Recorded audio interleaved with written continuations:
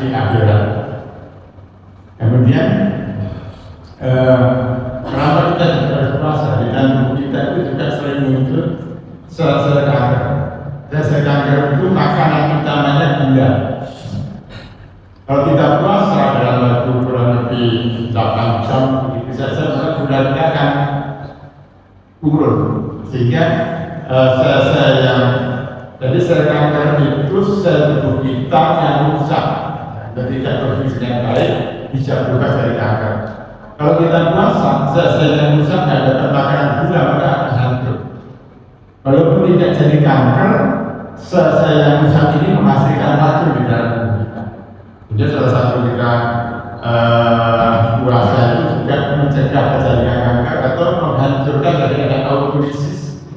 Autolisis itu menghancurkan sel-sel yang sudah tidak berfungsi dengan baik. Jadi ada dua pada saat kita puasa, ada autofagi membersihkan sel tubuh kita. Yang kedua menghancurkan sel-sel yang memang sudah tidak efektif pada hidup akan mengganggu tubuh kita.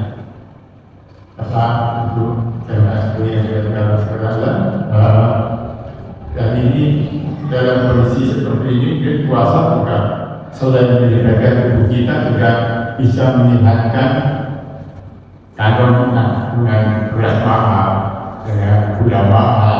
Ini kalau kita sikapi tidak hanya dengan protes, dengan mengurangi makanan, karena sebetulnya sakit. Angka sakitan terbesar itu penyebabnya bukan dari kurang makan sekarang, bukan dari kurang makan, tapi kebanyakan makan akhirnya membebani tubuh kita. Jadi dengan puasa ini kita mengurangi, dan memang seharusnya puasa itu tidak hanya memindah nafas, tapi memang mengurangi makan dan tidak menambah makanan-makanan yang tidak baik bagi tubuh kita. Sehingga insya Allah puasa ini punya jalan terbaik buat kita untuk menjaga kesehatan kita. Dan kalau kita juga mampu tidak hanya puasa makan, tapi juga puasa dalam arti kita mencegah hawa nafsu, maka hidup kita akan jauh lebih baik. Mungkin Bapak sekalian tidak hanya tadikan saya jelaskan di sini bahwa banyak hal yang kita dapatkan di dalam tubuh kita. Dan saya sampaikan tadi hanya satu poin saja, bahwa tubuh kita akan jauh lebih kuat kalau kita puasa. Karena sebetulnya kemarin saya baca berita orang zaman dulu itu punya jarang yang sarapan, jadi makannya agak siang dan tidak sarapan. Kenapa kita di dunia ini seolah-olah wajib dan sarapan? Ini kalau ceritanya di Eropa ada seorang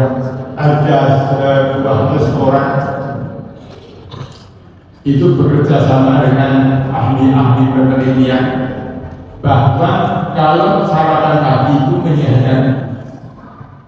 Jadi hasil penelitian itu bukan penelitian benar-benar ilmiah, tapi demi kepentingan perusahaan, yaitu restoran. Dan ternyata dengan orang peneliti yang menyaksikan kebaikan atau sehatnya sarapan, ini akhirnya omset restoran tersebut jauh lebih tinggi. Sehingga memang penelitian ini hanya penelitian untuk perusahaan. Sehingga sebetulnya kalau kita pagi sarapan agak mundur, sarapan kedua saja itu sudah cukup. Makanan bisa mundur sehari makan 2 hari, itu sudah sehari makan 2 kali. Itu kalau kualitasnya cukup, kita sudah banyak, sudah cukup sehat. Karena katakanlah bangun pagi, ngetes terlebih dahulu dan tasbidal itu kan hanya persaudaraan, karena tasbidal itu jadi kuat, jadi sehat itu tidak begitu. Karena banyak orang, kalau saya katakanlah bangun pagi ada minum air jeruk, saya lari 40-30 menit itu sudah tidak merasakan apa-apa, tidak lemes juga. Sehingga ini tidak lemes itu tidak ada pikiran kita, psikologis kita, bukan tubuh kita yang benar-benar berkurang. Sehingga di dalam tubuh kita sebetulnya yang paling banyak mempengaruhi itu bukan bukan kenyataan di dalam tubuh kita, tapi pikiran kita. Kalau tidak minum manis, aku lemes. Kalau tidak sarapan, saya lemes. Itu lebih ke arah pengendalian di pikiran kita. Kalau kita yakin bahwa kita tidak apa-apa, maka insya Allah kita akan baik. Kemudian sekali lagi bahwa autophagy tadi, autophagy itu berjalan kalau kita puasa kurang lebih 12 jam. Tadi sebelum 12 jam, pembersihan zat ini tidak akan bekerja dengan baik. Sehingga kalau kita puasa kurang lebih 14 jam, itu sebenarnya kita baru mulai autophagy belum kuat. Puncak autophagy itu pada jam ke-18, hingga kurang lebih setelah isya. Jadi kalau kita bisa menunda habis buka itu kita tidak makan besar, hanya berbuka makan ringan juga atau kurma, kemudian makan besarnya kita undur mungkin setelah isya, maka manfaat yang kita dapatkan dari puasa akan jauh lebih baik.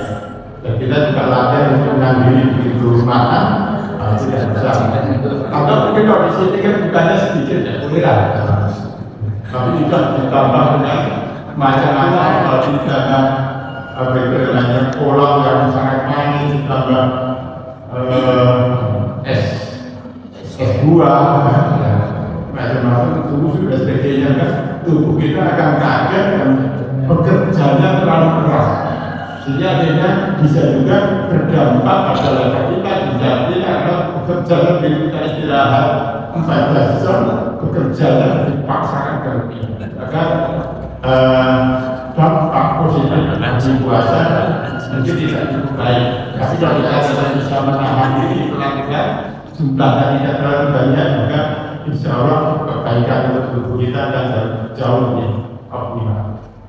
Mungkin dari sekalian menyampaikan pada dari saya semoga bermanfaat bagi kita semua. Terima kasih. Assalamualaikum warahmatullahi wabarakatuh. Waalaikumsalam.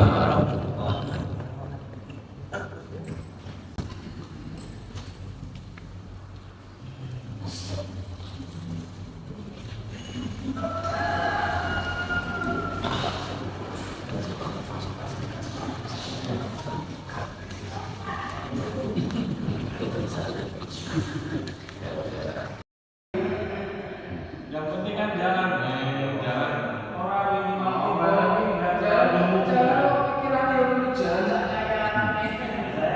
jalan santai setelah subuhan jam-jam sejenak. سبيل الدموع سبيل مريح تنهدى يا صاحي كي تستريح وبث